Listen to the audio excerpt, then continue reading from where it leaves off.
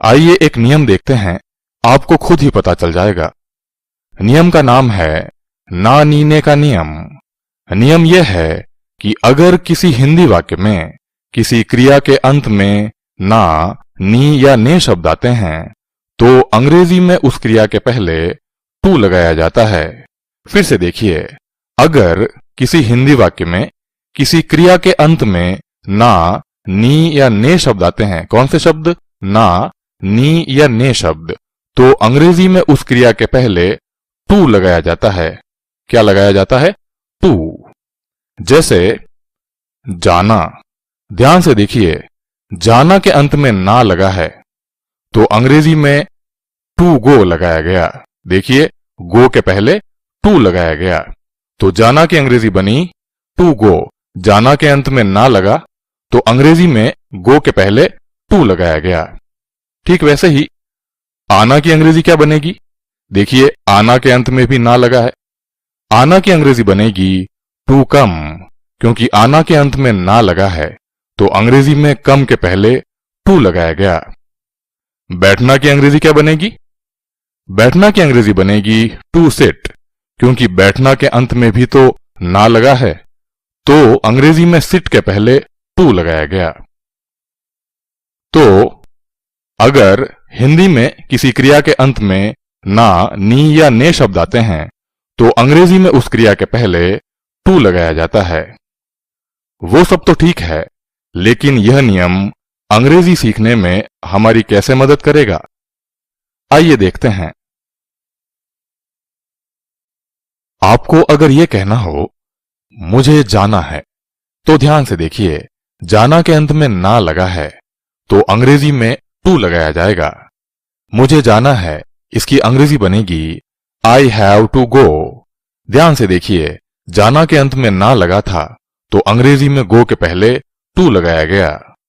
आपको अभी यह सोचने की जरूरत नहीं है कि यहां पर आई क्यों लगाया गया और हैव क्यों लगाया गया, यह मैं आपको आगे सिखाऊंगा। अभी तो सिर्फ ना, नी, ने यानी टू पर ध्यान दीजिए। मुझे जाना है यानी आई हैव टू गो। आपको अगर यह कहना हो मुझे क्रिकेट खेलना है, तो ध्यान से देखिए, खेलना के अंत में भी ना लगा है तो अंग्रेजी में टू लगाया जाएगा। खेलना की अंग्रेजी बनेगी टू प्ले और मुझे क्रिकेट खेलना है, इस वाक्य की अंग्रेजी बनेगी I have to play cricket. खेलना के अंत में ना आया तो अंग्रेजी में प्ले के पहले टू लगाया गया। आपको अगर यह कहना हो मुझे अंग्रेजी सीखनी है, तो ध्यान से देखिए, सीखनी के अंत में नी लगा है और ना, नी, ने में से कुछ भी आए तो आपको टू लगाना है। मुझे अंग्रेजी सीखनी है, सीखनी, सीखनी की अंग्रेजी बनेगी टू लर्न और मुझे अंग्रेजी सीखनी है, इस वाक्य की अंग्रेजी बनेगी I have to learn English. सीखनी के अंत में नी आया तो अंग्रेजी में लर्न के पहले टू लगाया गया।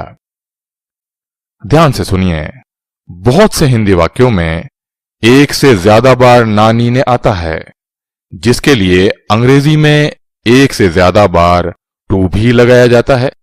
ऐसे बहुत सारे वाक्य होंगे जिनमें एक से ज्यादा बार ना, नी, ने आएगा, जिसके लिए अंग्रेजी में आपको एक से ज्यादा बार टू लगाना पड़ेगा। जैसे आपको अगर यह कहना हो मुझे क्रिकेट खेलने जाना है, तो ध्यान से देखिए, इस हिंदी वाक्य में दो बार नानी ने आया है, खेलने के अंत में और जाना के अंत में, तो अंग्रेजी में दो बार टू लगाया जाएगा।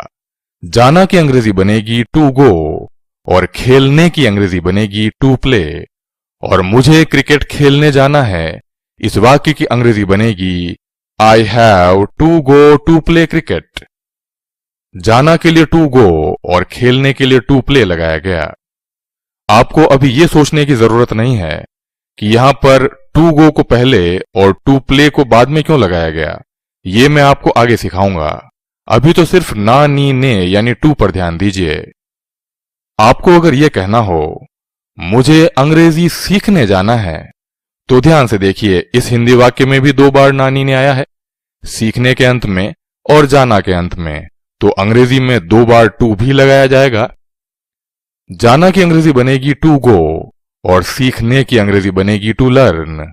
और मुझे अंग्रेजी सीखने जाना है, इस वाक्य की अंग्रेजी बनेगी I have to go to learn English. मुझे अंग्रेजी सीखने जाना है, I have to go to learn English. जाना के लिए टू गो और सीखने के लिए टू लर्न लगाया गया। और आपको यह भी कहना पड़ सकता है। आपको अगर यह कहना हो मुझे अंग्रेजी बोलना सीखने जाना है, तो ध्यान से देखिए, इस हिंदी वाक्य में तो 3 बार नानी ने आया है, बोलना के अंत में, सीखने के अंत में और जाना के अंत में। तो अंग्रेजी में 3 बार टू लगाना पड़ेगा। जाना के लिए टू गो, सीखने के लिए टू लर्न और बोलना के लिए टू स्पीक। मुझे अंग्रेजी बोलना सीखने जाना है, यानी I have to go to learn to speak English.